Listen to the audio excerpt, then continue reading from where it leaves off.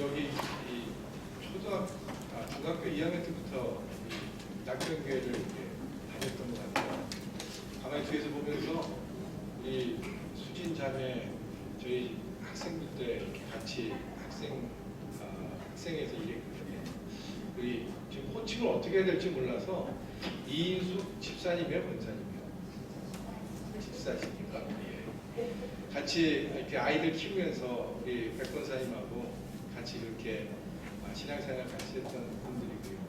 저는 아직도 이렇게 기억에 남는 건 우리 백 권사님 혁이 키울 때 어려서 이제 건물 건축하기 전이겠죠. 교회 이런 커튼이면 커튼들 다 뜯어다가 이만한 들통에다 놓고 그땐 그래 젊으셨어요, 그죠? 예, 발로 밟으면서 예, 그 빨고 하시던 그냥 오늘 이렇게 문득 생각이 지나가고 그러네요. 저에게는 아주 역사와 추억이 있는 우리 교회고요. 저희 목욕이고 제가 하나님 변신할 수 있도록 저를 가르쳐 주셨던 아주 고향 같은 곳이기 때문에 오늘 여기 왔는데 어쩜 이렇게 마음이 편한지 모르겠습니다. 제가 좀 까불 테니까요. 여러분 그냥 넓게 받아주시면 제가 말씀 뭐 이렇게 전한다 하더라도 얼마나 은혜가 있겠어요. 근데 정말 이렇게 우리 교회 우리 식구들에게 하는 그런 마음으로 제가 열심히 한번 말씀을 전해보겠습니다. 그래서 오늘 할 수만 있다면 이 선교에 대한 마음들이 정말 좀 이렇게 새로 정리가 되고 좀 그 마음들이 불붙들이 나서 낙현교회가 선교에 정말 소문난 교회가 됐으면 좋겠다는 마음이 있습니다. 특별히 제가 어렸을 때는 그래도 한참 때였던 우리 장로님, 권사님들이 이제 백발이 되시고 제 말씀 잘 들리세요? 제가 똑바로 또박또박 이렇게 정확하게 하려고 하는데 괜찮으시겠죠? 예. 이 정도면 예. 제가 여기 계셨던 그 분들 위해서라도 제가 열심히 한번 이렇게 말씀 오늘 준비 한번 해보겠습니다. 예. 하나님이 저에게 정면에 은사를 주셔서 잘 전달됐으면 좋겠다 그런 생각이 있고요. 오늘 제목은 마침내 이루시다 라고 하는 그 제목으로 여러분에게 은혜를 나누려고 합니다. 하나님께 드리는 우리가 은혜 또 그 안에서의 영광을 생각할 때에 우리가 하나님께 영광을 돌린다 하는데 선교를 통해서든 우리의 직분을 통해서든 어떻게 하나님께 영광을 돌리게 되는가 이런 생각을 해보게 되면요. 오늘 제가 한 구절 말씀을 가지고 그게 이렇게 가능하구나라는 어떤 이해를 도울 수 있는 그런 말씀이 있다고 생각합니다. 고린도후서 1장 20절 말씀인데 혹시 그 본문이 띄어질 수 있다라고 생각이 듭니다. 네, 고린도후서 1장 20절입니다.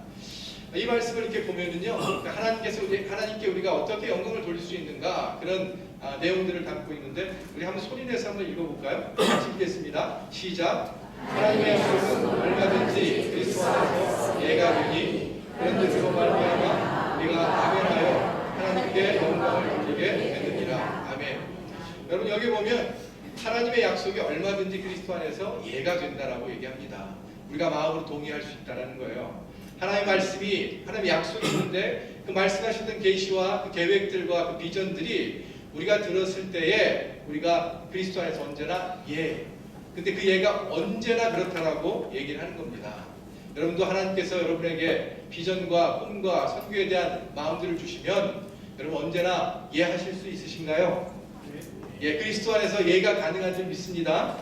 그렇다면 여러분 한번 생각해 보십시다. 우리가 그리스도 안에서 하나님의 약속에 대해서 언제든지 예라고 할 수 있는 이유가 우리가 하나님의 약속을 이렇게 한 문장을 보고요. 반을 한번 잘라볼까요? 하나님의 약속이 있는데 하나님과 약속으로 이렇게 나눠보죠.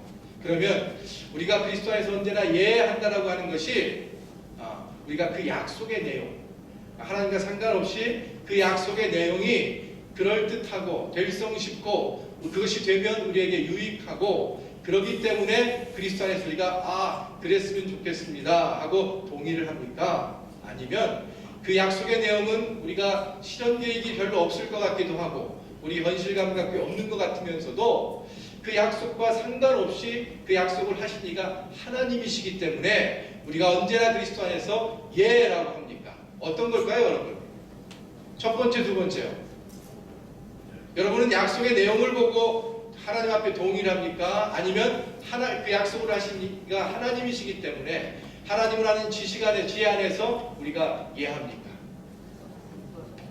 예, 제가 원하는 대답하고 계시는 거라 믿습니다. 두 번째겠죠?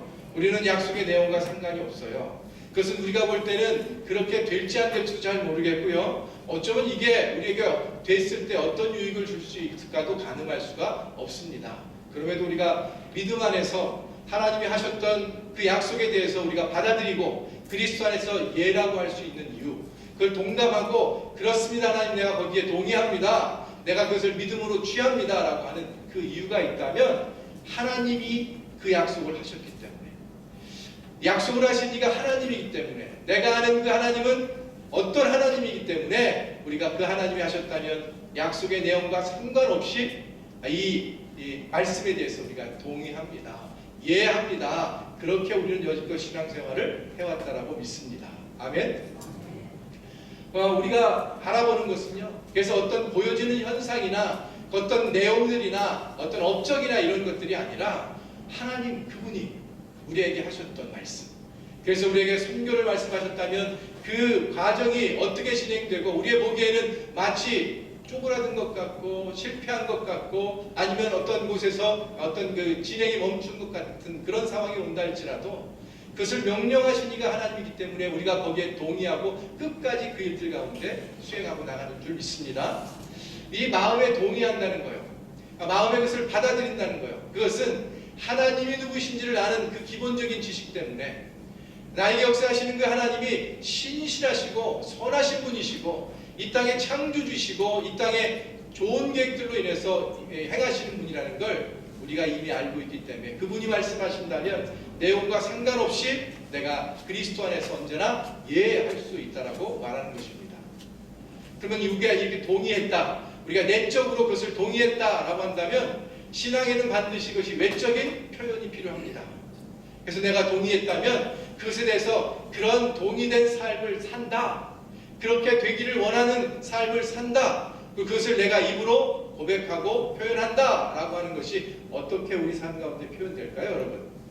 그 답은 조금 전에 읽었던 우리 본문의 말씀, 하나님의 약속은 그리스도 안에서 언제나 예가 되나니 그런즉 뭐라고 했죠? 그런즉 그로 인하여 우리가 뭐하면? 아멘 하면요, 우리가 그로 말미암아 우리가 아멘함으로 하나님께 영광을 돌리게 된다 이렇게 얘기를 합니다. 우리가 영광을 돌리는 그 과정이요, 하나님의 약속 중에, 하나님의 말씀 중에 우리가 하나님 그 자신을 보고 하나님이 말씀하신 것들을 우리가 순종하고 우리가 마음에 동의했다면 그것을 외적인 삶 가운데 동의된 삶을 사는 거예요. 그래서 그것이 동의된 삶이라고 한다면 다른 말로 하면 아멘의 삶을 얘기하는 거죠. 그래서 때로는 우리가 소리를 내서 아멘, 아멘 뜻이 뭐죠 여러분? 그렇게 될 줄 믿습니다 이렇게 하잖아요. 아멘이라고 하는 우리의 표현을 통해서 내가 받아들인 그 믿음, 그것을 바깥으로 아멘으로 표현하고 또 우리의 삶을 통해서 아멘의 삶을 사는 거예요. 그렇게 될 줄 믿고 하나님 거기에 순종해서 내가 그것을 그렇게 살겠습니다. 그 결과와 상관없이 오늘의 말씀은 하나님이 그때에 우리에게 영광을 받으시게 된다라고 말하는 거죠. 정리를 해볼까요? 하나님 우리에게 어떤 말씀을 주십니다. 성경의 말씀이나 우리 개인적으로 때로는 우리에게 기도 때나 우리에게 주시는 하나님의 감동이 있죠. 그 감동의 말씀을 통해서 우리가 그 말씀에 듣고 하나님에게 주시는 것 안에 반응하면서 동의하게 될 때요. 그래서 그리스도 안에서 언제나 예가 되는 내 내적인 동의가 됐다면 그 마음의 그 믿음을 가지고 내가 외적으로 내 삶을 통해서 아멘의 삶을 살겠습니다. 내가 삶을 어느 곳에 드리겠습니다. 나는 이곳에서 하나님의 그 아멘된 삶을 살겠습니다라고 할 때 그 삶 자체를 통해서 순종된 삶을 통하여 하나님이 우리의 삶에 영광을 받으신다라고 말하는 것이죠. 여러분 이 과정을 잘 이해하신다면요, 우리가 말씀이 들어올 때마다 그 말씀 앞에 우리가 동의하는 거예요. 아멘, 아멘. 그리고 그 말씀의 삶을 살아가는 거예요. 아멘, 아멘. 그럴 때 하나님이 우리의 삶에 보잘것없지만 작은 것이지만 내세울 것 없는 삶이지만 하나님이 거기에서 영광을 받게 되시는 줄 믿습니다. 저는 요즘에 그 시간, 하나님의 시간에 대한 그런 생각들, 하나님이 상황을 통해서 우리에게 주시는, 상황을 만드신 이가 주시는 그 메시지에 대해서 관심이 참 많습니다. 그래서 하나님의 시간, 영어로 in his time이라고 하는 이 시간에 대한 것들을 잘 살펴보는 것을 굉장히 즐겨합니다. 여러분, 오늘 제가 처음에 보고 싶은 말씀은 제가 굉장히 좋아하는 말씀입니다. 사도행전 2장 2절의 말씀인데, 그 전체 말씀 중에 첫 단어가, 2장 2절의 첫 단어가 뭔지 보이시죠? 크게 한번 읽어주시겠습니까? 시작. 호련이라고 하는 단어요. 이 호련이라고 하는 단어가 저의 신앙생활에 굉장히 이 깊은 의미를 주고 저에게 많은 도전을 줬습니다. 내용은 여러분 앞뒤 내용을 보면 여러분 다 아시는 내용이에요. 하나님께서 성령을 주시겠다고 했고, 예수님의 제자들이 모여서 성령을 갈망하고 있을 때 성령이 하늘로부터 내려와서 불의 혀같이 급하고 강한 바람처럼 성령이 역사하는 것을 보게 하셨어요. 그래서 많은 어떤 현상들이 일어나고 거기에 충만해지는 그런 일들이 있었을 때에, 그렇게 성령이 오셔서 그들에게 은혜를 주고 그들에게 새로운 경험들을 하게 하고 새로운 어떤 말씀들을 지시하실 때, 거기에 그것이 어떻게 이루어졌습니까? 라고 질문한다면 모든 사람들이 잘 모르겠습니다. 그게 어떻게 왔는지. 하늘에서 왔다면서요. 그래서 그게 하늘을 뚫고 나왔습니까? 아니면 문을 열고 이렇게 성령이 이렇게 걸어오셨습니까? 아니면 어떻게 이것이 이렇게 시작됐습니까? 라고 할 때에 그것에 대해서 답을 하기가 참 어렵다는 거죠. 하나님의 오심이, 성령이 우리 가운데 임하심이 그렇게 갈피를 잡을 수 없고, 그렇게 우리가 무엇이라고 말로 확증할 수 없게 오셨다는 거예요. 그런 표현을 뭐라고 썼다고요? 호련이라고요. 영어로 sudden이라고 하는 이 호련이라고 하는 이 단어는 우리가 추측할 수가 없다. 우리가 확정져서 얘기할 수가 없다. 어떤 뭐라고 설명할 수 없는 방식으로 왔는데, 어쨌든 그 하나님께서 그 자리에 오셔서 우리에게 은혜를 주시는데, 그래 불의 혀같이 급하고 강한 바람처럼 오셨는데, 그것을 어떻게 설명할까? 호련히. 여러분, 조금 전에 말씀드린 것처럼 이 호련이라고 하는 이 단어는 우리가 말로 설명할 수 있는 단어가 아니라 그랬어요. 그죠? 어떻게 왔는지 모르니까 그냥 뾰로롱 왔다는 거예요. 펑 하면서 왔다는 것 같아요. 근데 그렇게 오시는 그 성령님에 대해서 우리가 설명을 할 때 전혀 우리가 계획했던 것이 아닌 거죠. 우리가 준비했기 때문에 그렇게 오신 것이 아닌 것이죠. 우리가 때로는 이렇게 준비하고 저렇게 시간들을 들이면 하나님께서 그 준비한 시간에 땅 하고 오시는가? 라고 할 때 우리 누구나 다 알죠? 그렇게 오시는 분이 아니라는 거예요. 하나님의 때에 하나님의 방법으로 그분의 주권을 가지고 그분이 오실 때에 오시는 겁니다. 그래서 우리는 그것을 설명할 수 없어서 호련이라고 하는 이 단어를 썼어요. 그래서 우리의 준비가 없이, 준비된 것과 상관없이, 우리의 마음가짐과 상관없이, 우리의 태도나 우리가 어떻게 하고 있는 것과 상관없이 그분은 그분의 때에 우리 안에 오시는 것인데, 우리는 대부분의 은혜를 이렇게 받았다라고 믿습니다. 제가 여기 오면서 잠깐 교회 내부를 모처럼 봤는데, 예전에는 교회 강단이 저쪽에 있었던 것 같아요. 그래서 저쪽에서 이렇게 들어왔고요. 지금 생각을 해보면 목사님 설교하실 때 우리가 그 설교를 돕겠다 하고 이 계단 올라오는 그 밑에 골방에서 여러 명이 같이 모여서 목사님의 묵도할 때부터 끝날 때까지 계속 저희가 밑에서 중보하면서 불을 떼자 하면서 그렇게 기도했던 기억이 있습니다. 저는 참 새벽 예배를 좋아했던 것 같아요. 특별히 오 목사님이 새벽 예배를 강조하셨던 분이기 때문에 고등학교, 중학교 때 새벽 예배 나와서 이렇게 있었던 때가 참 기억에 많이 남는데, 저 개인적으로 그 새벽 예배 때 은혜가 참 컸습니다. 그때 뭔 계획을 갖고 나온 건 아니었어요. 그냥 내가 오늘도 새벽 예배 가야겠다, 내가 오늘도 그 자리에 나가야겠다, 그렇게 해서 왔는데 어느 날 뜬금없이 제가 표현한 대로 하면 호련히 하나님이 뭔가를 깨닫게 하시고 또 나에게 주시는 어떤 은혜 안에서 제가 하나님의 임재를 깨닫게 되고 많이 울고 꺼이꺼이 소리내서 울고 손바닥을 치면서 회개하고 했던 그런 은혜의 시간들이 내가 결정하고 내가 작정하고 내가 준비했기 때문에 내게 온 것이 아니라, 나는 그저 왔지만 하나님이 그 때를 따라서 우리에게 주실 은혜 안에서 호련히 임했다는 거예요. 그래서 그 은혜를 생각할 때마다 내가 만들어낸 은혜가 아닌 하나님이 부어주신 은혜다, 그렇게 말씀을 드리는 거죠.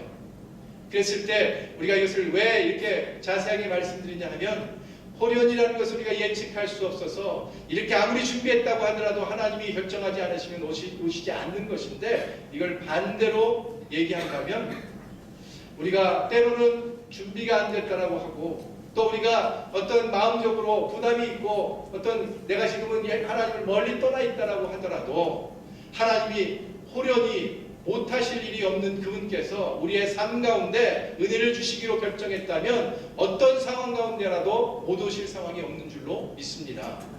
호련이라고 하는 것은 그렇게 우리가 예측할 수 없는, 우리 입장에서는 그렇지만 하나님의 입장에서는 어떤 상황에도 하나님이 못 넘어갈 상황이 없고 어떤 상황에도 하나님 은혜를 주시 못할 상황이 없다라는 거예요.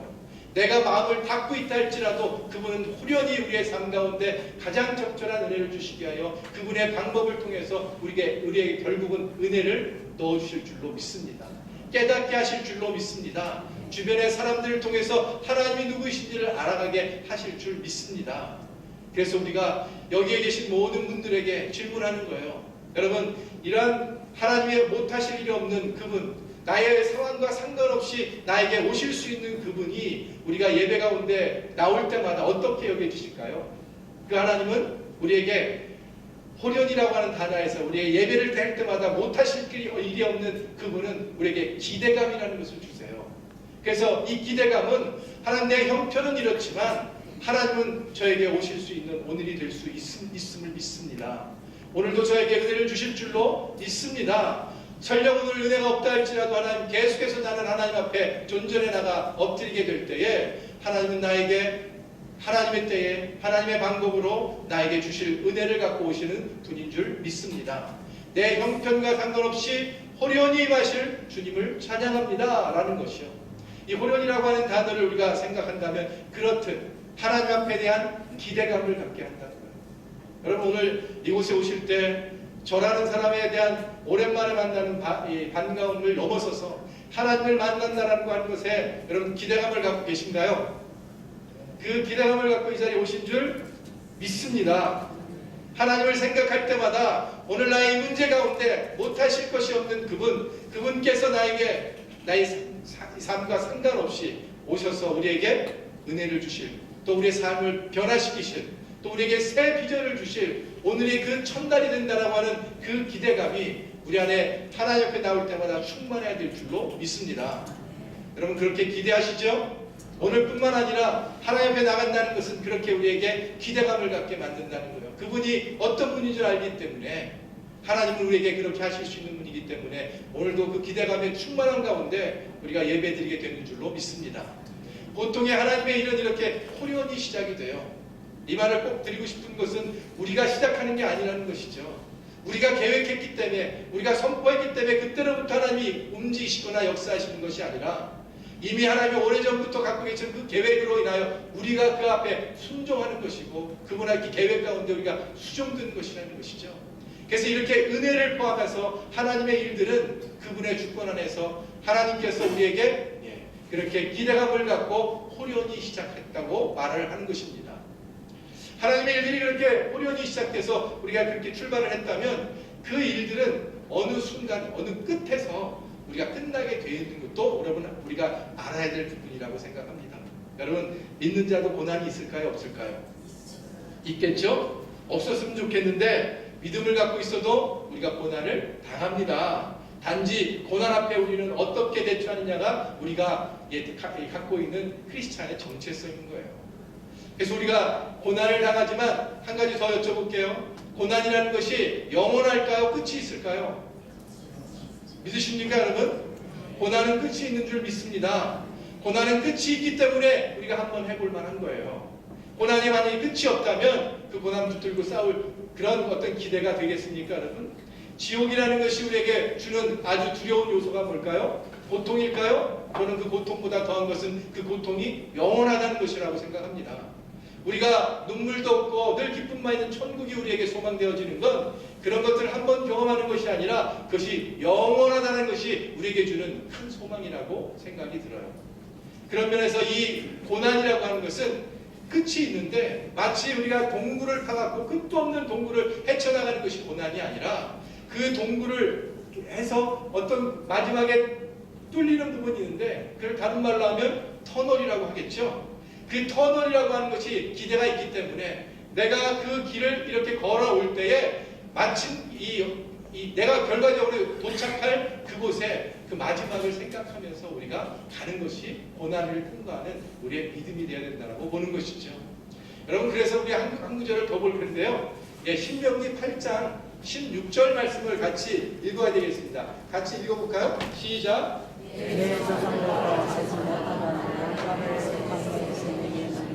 이는 다 너를 낮추시며 너를 시험하사 마침내 내게 복을 주려 하시는 것입니다. 아멘. 여러분, 저는 묵상을 가리키는 사람이거든요. 그래서 말씀을 이렇게 보면 어떤 단어나 그 구조나 이런 것들을 유심히 봅니다. 저 말씀을 저희가 묵상을 할 때 아주 이 내용적으로 봤을 때 아까 말씀 호련히 같은 그 단어로 여기서 특별히 주목되는 단어가 있었어요. 여러분들 어떤 단어가 읽으시는데 마음에 이렇게 탁 들어오십니까? 예? 저는 죄송합니다. 각자 다를 수 있겠죠? 저는 여기서 마침내라고 하는 단어요. 이 마침내는 앞에 부분과 뒤에 부분을 구분해주는 그런 어떤 접속사 역할을 하지요. 이전에는 우리 조상도 알지 못하던 광야에서 우리가 만나를 구하고 그래서 하나님께 주목할 수밖에 없고 내 임의대로 할 수 없고 내 어떤 계획대로 할 수 없는 하나님께만 집중되고 그분을 따라가야만 하는 그런 상황들이 왔었고 그래서 거기 광야에서 그렇게 하셨던 것이 우리를 시험하사 우리를 낮추게도 하시고 우리를 겸손하게도 하셨던 하나님의 계획이었다면 조금 전에 말씀드린 대로 우리가 겪는 광야의 길, 고난의 길들이 우리에게 끝이 있다라고 말한다면 그 끝을 말하는 단어가 마침내라고 하는 단어겠지요. 그 마침내를 통해서 우리가 광야의 길을 걸어왔지만 그 끝에서 우리가 기대하는 것은 뭐예요? 이미 우리에게 주시려고 했던 하나님의 복을 주시려 하셨던 하나님의 그 계획과 마주치게 된다는 것이요. 우리가 광야를 뜬금없이 걸어가고 있었지만 그 길에는 끝이 있는 줄을 믿습니다. 우리의 고난을 걸어가지만 그 길에 끝이 있는 줄 믿습니다. 그리고 그 끝에서 우리는 하나님을 마주할 텐데 이미 우리에게 이 길의 끝에서 우리에게 주실 복을 준비하고 계셨던 그 하나님을 우리가 기대하면서 이 동굴이 아닌 터널을 지나가게 된다는 거예요. 그래서 우리가 어떤 일들을 시작할 때 저는 요즘에 그런 생각들을 합니다. 끝을 보고 시작해야 되겠다. 그 끝이 뭐라고요? 하나님을 만날 그 끝이요. 하나님이 계획하셨던 그 선교의 비전의 그 끝이요. 하나님이 약속하셨던 그 끝을 보고 우리가 출발할 때는 우리가 어떤 것들을 이렇게 좌충우돌하면서 방향 없는 향방 없는 사람처럼 가지만 끝을 우리가 보고 끝을 알고 끝을 계속 생각하고 간다면 우리의 그 걸음 하나하나가 우리가 계획적이 되고 그 계획은 내가 하나님과 함께 동행하며 살겠다. 이 길을 걸어가겠다. 내가 설령 가다가 쓰러지고 또 방향을 잃는 것 같은다 할지라도 나는 그 끝에까지를 생각한다면 내가 절대로 여기서 무너지지 않으리라. 그리고 내가 이 믿음의 시작을 계속해서 견고하게 걸어가리라. 이것이 우리가 끝을 보고 마침내 이루실 하나님의 생각들을 보면서 우리가 이 시작을 한다면 그렇게 믿음의 길들로 우리 걸어갈 수 있게 된다는 것이죠. 오늘 저는 여기에 선교의 그 헌신 예배라고 들었고 저도 뒤에서 생각하면서 만약에 내가 여기에서 사역자가 되지 않았다면 나도 이 교회 안에서 제 꿈이 하나 있었거든요. 그 꿈이 뭐냐 하면 그때는 강단이 여기라 했잖아요. 그 성가대석이 오른쪽이었습니다. 거기서 성가대 총무를 제가 했잖아요. 그때 문득 이 자리를 이렇게 바라보면서 그때 한 가지 제가 소망이 있었어요. 뭐냐 하면 이렇게 교회에 오셨다가 또 중간중간 떠나시는 분들이 계시잖아요. 그럴 때 사람이 그 귀소 본능이 있는지 내 예전 다니던 교회에 대해서 한번 또 생각하게 되고 살던 곳을 한번 찾아가 보게 되더라고요. 그때 왔는데 아무도 없었을 때 참 그 사람이 정착하거나 아니면 반가움이 없겠다 이런 생각이 들어서 그때 기도했어요. 하나님, 제가 여기에서 집사로 계속 이렇게 된다면 내가 이 자리를 꼭 지켜서 새로 어쩌다 오시는 분들, 오랜만에 오시는 분들이 저기 누구 있네 하고 여기가 이렇게 쉽게 자연스럽게 연결되도록 하는 그런 역할을 하고 싶습니다. 그렇게 마음을 가졌던 적이 있지요. 제가 이 얘기를 왜 하고 있지요? 예. 그랬었습니다. 어쨌든 죄송합니다. 제가 50이 넘어가니까요. 자꾸 깜빡깜빡을 하네요. 그렇게 마침내라고 하는 것 안에서, 선교회 헌신 예배라고 하는 것 안에서 우리가 갖는 한 가지는 시작할 때 여러분들에게 주셨던 그 뜨거움, 내가 선교에 대한 마음을 갖겠다라고 하는 것은 여러분으로부터 시작된 것이 아니라 하나님 여러분에게 부어주신 하나님의 참 소망이라고 믿습니다. 그래서 내가 이 일들 가운데 내 마음을 품게 되었고 그렇게 시작된 선교라고 한다면 이것에 여러분 끝을 보시고 가실 때에 그 일에 우리가 잘하든 못하든 우리의 성과가 있든 없든 간에 어느 길을 가고 난 다음에 그 끝에 마침내 하나님께서 우리에게 주실 인생의 복이요 또 우리의 어떤 그 삶의 복이 되는 그 어떤 내용들을 우리에게 주실 거라고 저는 분명히 믿습니다.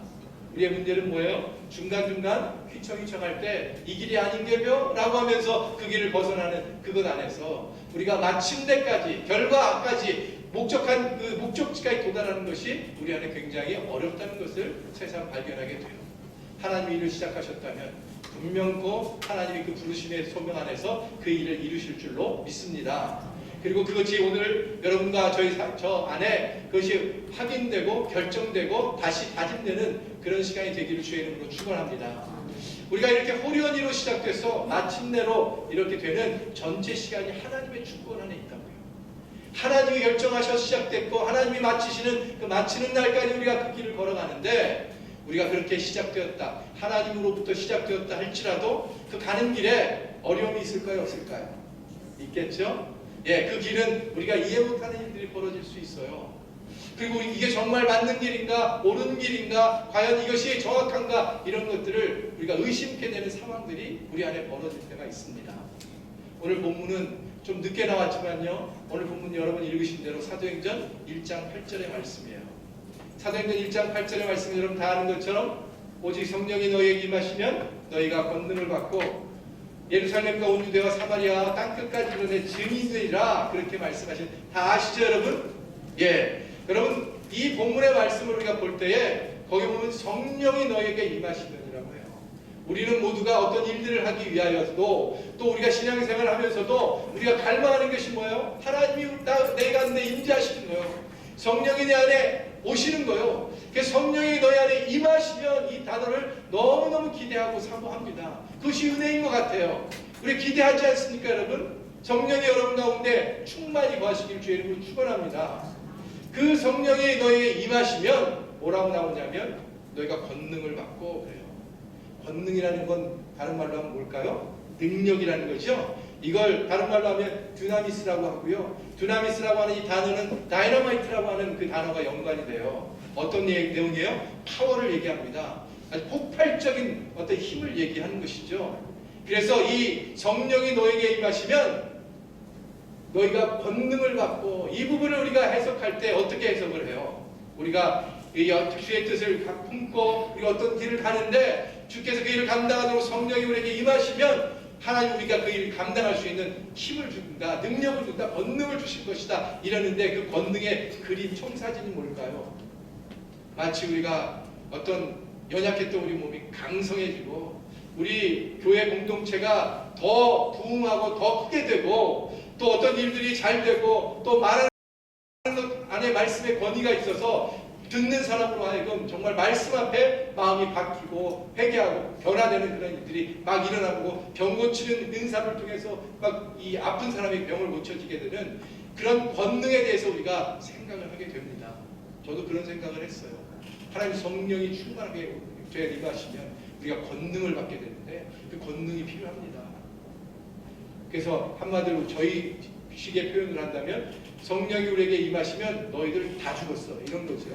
예, 우리가 가는 데마다 막 사람들이 막 그 회개하고 이 주께로 돌아오는 일이 있고 막 공동체가 막 저 문이 막 미어질 정도로 사람들이 몰려오고 막 이런 정사진을 가졌죠.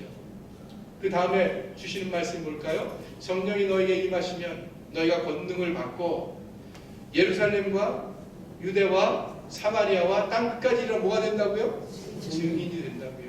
이게 하나님께서 우리에게 주셨던 비전이었어요.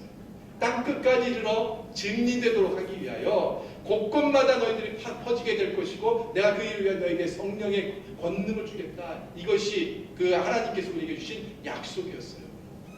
그래서 그 증인된 삶을 살아서 복음이 흩어진 곳에서 전해지게 되고 하나님의 나라가 통치가 온 열방 가운데 흘러가게 되는 것이 하나님 우리에게 주셨던 비전이었다고요. 그런데 이 비전이 그렇게 시작된 비전이 우리의 현실 가운데 어떻게 표현이 될까요? 우리가 그렇게 기대하고 그날을 기대하면서 그렇게 그 성령이 임하시면 너희들 다 죽었어 이렇게 말하는 그 기대를 갖고 살아가는데 실제로 우리의 삶 가운데 나타나는 그 성령의 역사 그리고 하나님이 일하시는 그 일들의 모습들은 우리가 생각한 것과 상당히 다른 모습으로 현실적으로 이루어진다는 것이죠.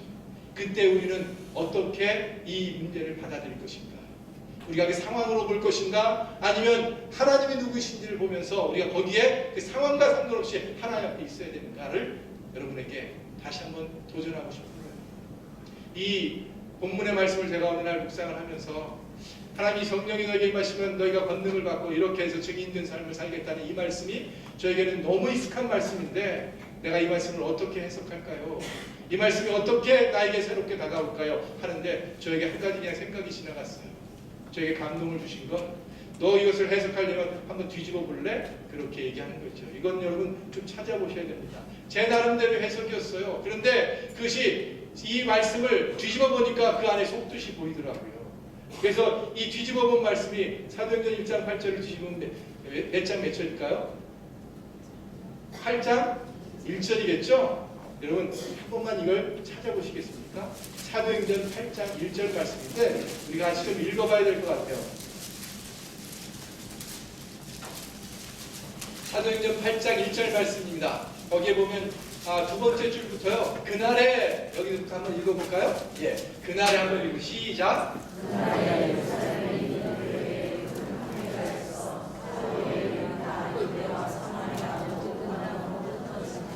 이 말씀 안에 우리가 눈여겨볼 수 있다면 우리가 처음에 사도행전 1장 8절에서 말씀했던 그 내용들을 대부분 품고 있습니다. 거기에 뭐라고 하냐면 그날에 예루살렘에 있는 교회에 큰 박해가 일어났다고 해요. 그리고 그 뒤에 보면 사도 외에는 그랬는데 사도는 그때 당시 어디에 있었을까요? 어디에 있었을까요, 여러분? 이 문맥을 보면 그냥 다 알 수 있을 것 같은데, 그죠? 어디에 있었을까요? 예루살렘이에요. 그죠? 예루살렘에 사도들이 있었고 사도 외에는 다 어디로 갔다고요? 유대와 사마리아와 모든 땅으로 흩어졌다라고 얘기합니다. 여러분, 이 전통에 들려지는 얘기로 친다면 우리가 성경에 나와 있지 않은 부분이지만 우리가 들려오는 얘기로는 12제자가 모두가 복음을 전하다가 어떻게 됐다고 해요? 순교했다고 해요. 이 일 이후에 흩어진 그분들이 가는 곳곳마다 복음을 전하고 증인된 삶을 살다가 그들이 죽었던 내용들을 보면 순교가 어떻게 됐는지 아주 심하게 정말 치를 떨 만큼의 고통 속에서 복음을 전하다 순교했던 분들의 행적들을 적고 있습니다. 유럽이나 이런 데 가보면 누구는 여기까지 와갖고 이렇게 죽었다라고 그 기념하는 교회를 만들어 놓고 그렇게 하더라고요. 근데 여러분 아까 보신 것처럼 이 하나님이 말씀하셨던 예루살렘과 유대와 사마리아 땅끝까지 이르러 내 증인이 되겠다는 말씀이 그대로 이루어지는 과정이에요. 근데 그 이루어지는 과정의 첫 번째가 뭐라고 돼 있나요? 그날에 교회에 큰 핍박이 일어나서 라고 얘기를 하는 겁니다. 그날에 교회에 큰 핍박이 일어났다라고 말하는 것은 여러분 우리가 기대했던 것은 어떤 거라고요? 이제 그 일들을 위하여 성령이 너희에게 임하시면 너희가 권능을 받고 라고 하는 걸 여러분 우리 같이 한번 상상해 봤잖아요. 두나미스, 다이너마이트, 폭발적인 어떤 힘을 갖게 되고 우리가 가는 곳마다 이 어떤 땅을 밟을 때마다 그곳에 변화가 일어나는 우리의 주도적인 어떤 변화를 기대했잖아요. 너무 좋은 그림이었고 우리가 힘을 얻는 그림이었고 그랬습니다. 그런데 현실적으로 일어났던 것은 어떻게 일어났다고요? 그날에 그 교회에 성령이 임하셨는데 그 권능이 임했는데 그 권능의 형태가 우리의 기대와는 다르게 핍박의 형태로 일어났다고요. 공동체가 다 깨져버리는 거예요. 두려워서 다 도망가는 거예요. 우리가 가졌던 계획이 중간에 멈추는 것 같습니다. 그래서 아무것도 남은 것 같지 않게 모두가 뿔뿔이 흩어졌는데, 그것을 다른 말로 하면 성령이 너에게 임하시면 너희가 권능을 받고 라고 하는 것과 같이 매치시킬 수가 있게 되는 거라고요. 우리는 때로는 가끔 하나의 말씀을 가지고 우리가 얘기할 때 좋은 것들을 많이 얘기를 해요. 선교지를 나가서 선교의 사역들을 감당하려고 할 때 우리는 뭐를 어떻게 하고 저렇게 하고 하는 그런 얘기도 있는데, 때로는 반대쪽에서는 아무것도 한 것이 없는 것 같고, 정말 거기 가서 그 세력 가운데 눌림을 막 당하는 것 같고, 내가 거기에서 나의 영적인 싸움 안에서 오히려 내가 무기력해지는 나의 모습들을 보고, 그런 모습들을 볼 때 나는 여기에 이 절망스럽고 나는 여기 합당한 사람이 아닌가 보다, 그렇게 생각할 수 있다라는 것이죠. 그런데 우리가 성경 말씀을 통해서 보는 것은 우리가 원하고 우리가 그렸던 그 그림처럼 되는 것이 아니라는 거예요. 우리의 현실 가운데 일어난 것은 우리가 배우고 익힌 그 말씀이 말씀대로 하면 굉장히 좋은 청사진이 그리워지지만, 실제로 우리의 삶 가운데, 우리의 가족들 안에서, 우리의 어떤 실제적인 직장 안에서, 사역 안에서, 관계 안에서 일어나는 일들은 마치 그것이 깨어지고 어떻게 잘 못되고 우리가 원하는 것이 안 되고 다른 사람보다도 오히려 잘 안 된 것 같은 그런 현실 속에 우리가 있게 되는 것을 보게 되는 것이죠. 이럴 때 우리는 어떻게 이것을 넘어갈까요? 우리가 정말 이 말씀을 본 것처럼 우리가 비록 교회에 큰 핍박이 있고 지금 내가 우격다짐을 당하는 것처럼, 그래서 어떤 것들을 보일 만한 것들이 없고 우리 안에 가진 것이 없는 것 같고 오히려 다 깨진 것 같은 그런 상황이 올까 할지라도, 그런 상황 속에서 하나님의 계획은 마침내 도도하게 이루어 가시는 그분의 뜻이 우리의 삶 가운데 흘러가고 있다는 것을 우리가 봐야 될 줄로 믿습니다. 우리의 어떠함은 중요하지 않아요. 우리는 그렇게 우리의 삶은 후패한다 할지라도 하나님이 창대케 되는 일들 안에서 보게 된다면, 우리는 우리의 현실 가운데 이렇게 싸우고 있지만 우리의 싸우는 그 현실 안에서도 하나님의 계획과 하나님의 뜻과 하나님의 비전은 계속해서 흘러가고 있는 줄로 믿습니다. 그날에 교회에 큰 핍박이 일어나서 사도회는 유대와 사마리아와 모든 땅으로 흩어져서 그들이 복음의 증인이 되어서 살아가다가 순교했지만, 하나님은 계속해서 그 통로를 통해서 복음이 온 땅 가운데 열방 가운데 흘러가도록 그렇게 역사하셨다라고 말하는 것이죠. 우리는 처음에 읽었던 고린도후서 1장 20절의 말씀처럼 하나님의 약속은이라고 할 때 그 약속의 내용이 우리 안에 볼 때는 우리의 현실적인 부분 안에서 이해할 수 없고, 그것이 과연 될까 안 될까, 이것이 무슨 의미일까, 어떤 의미일까를 우리가 생각하지만, 우리가 그리스도 안에서 언제나 예라고 할 수 있는 것은 그 약속의 내용 또는 우리의 현실이 그렇게 보여지는 것과 상관없이 하나님이 누구이신가, 그분은 절대로 시건치 않으시는 분이시고, 그분이 말씀하신 것들은 우리의 모든 상황과 환경을 건너서서 반드시 이루어진다라고 하는, 우리가 그분에 대한 이해를 갖기 시작할 때 우리는 다시 한번 선교에 대한 마음들을 새롭게 하는 그런 계기가 될 수 있을 줄로 믿습니다. 여기에 우리 모두가 함께 있어요. 그리고 우리가 선교회에 어떤 다시 한 번의 새로운 변화를 위해서, 새로운 마음가짐을 위해서 다시 한번 주님 앞에 설 때가 됐다고 한다면, 하나님 어떤 상황과 상관없이 오늘 이미 오래전에 나에게 주셨던 하나님의 그 비전과 그 계획들, 그것이 계속해서 나의 인생을, 나의 삶을 건너서 하나님의 뜻은 반드시 마침내 이루어질 것들을 우리가 기대합니다. 그것이 하나님에 의해서 호련이 시작됐고 마침내 그 일이 이루어지는 그 시간까지 내가 터널과 같은 그 길을 믿음으로, 또 하나님과의 동행함으로 그 길을 믿음의 시간들로 삼고 걸어갈 때에 마침내 하나님께서는 그분의 뜻을 다 이루시며 우리에게 주실 하나님의 이미 예비하셨던 하나님의 복으로 우리를 충만케 하실 줄로 믿습니다. 우리가 이러한 상황 속에서 우리가 갖는 여러 가지 연약함들이 있다면, 나는 나이가 너무 많아서 갈렙을 소개할 뻔했습니다. 제가 너무 어떤 그런 연로한 것들, 아브라함을 얘기할 뻔했고요. 그런 것 안에서 우리에게 제한될 수 없다는 거예요. 여러분 다시 한번 여러분 마음 가운데 하나님이 주셨던 첫 마음들, 하나님을 위한 하나님의 계획들에 대해서 내가 마음을 품게 된 것이 있었다면 오늘 그것이 아직 마침내 결과적으로 끝에서 종국적으로는 그것이 아직 이루어지지 않았다면 하나님을 의지하는 마음 안에서 다시 한번 하나님 내가 그 길들의 새로움을 가지고 믿음으로 걸어나가 결국에는 그 인생을 통해서 마침내 하나님의 증인된 삶, 또 하나님께서 이루실 복을 우리에게 주시는 그날까지 우리가 서게 하여 주옵소서. 그것이 우리의 믿음의 고백이 되어야 될 줄 믿습니다. 할렐루야. 그분께서 우리의 모든 삶 가운데 역사하시는 줄 믿습니다. 호련히 여러분의 인생 가운데 또한 어떤 비전과 생각들을 주실 줄 믿습니다. 그 일들을 우리 마음 안에 그리스도 안에서 언제나 예로 품는다면 아멘이라고 하는 우리의 삶의 외적인 선포와 고백 속에서 우리가 살아가야 될 때 마침내 주실 하나님의 은혜 가운데 우리 모두가 서게 될 줄 믿습니다. 우리 이 시간에 함께 기도할까요? 기도하실 때에 하나님께서 우리에게 주셨던 첫 마음들에 대해서 혹이라도 좀 이렇게 느슨해졌던 것들이나 오늘 우리에게 기웃고 헌신 예배로 드리는 오늘 이 예배의 의미가 있다면 하나님 다시 한번 내 마음을 결정하게 하여 주십시오. 작은 것이지만 다시 한번 하나님께서 내게 주셨던 그 첫 마음들을 새롭게 하는 시간 되게 하여 주옵소서. 마침내 내가 하나님의 그 끝에서 주님을 경험하는 날까지 내가 지치지 아니하고 걸어갈 수 있도록 힘과 용기를 허락하여 주십시오. 하나님 새롭게 하여 달라고 오늘 이 시간 같이 소리내서 함께 기도하겠습니다.